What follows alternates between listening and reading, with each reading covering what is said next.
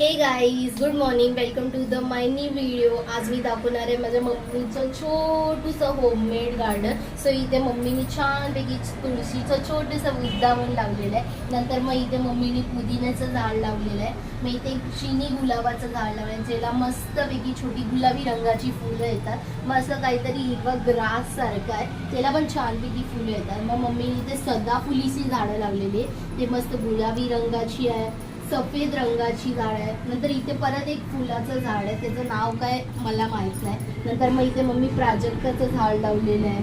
मग इथे मम्मीची मनी प्लांट्स आहे मस्तपैकी. मग इथे मम्मीनी सेट प्लांट लावलेले आहे, ते पण मस्त असे मोठे मोठे झाले. हा पण एक शो पीसचं झाड आहे, हा पण छानपैकी शो पीसचं झाड आहे. नंतर मम्मीने इथे जास्वंदीचं झाड लावलं. हा जास्वंदीचं झाड खूप मोठं झालेला, मम्मीने त्याला कटिंग वगैरे करून आता एवढं झालंय मस्तपैकी. ते पण एवढूशा कुंडीमध्ये एवढा मोठा झाड होणं मोठी गोष्ट आहे. नंतर मग हे पण काही शोपीसचं झाड आहे. तर हे इथे ॲलोव्हेराचं झाड आहे.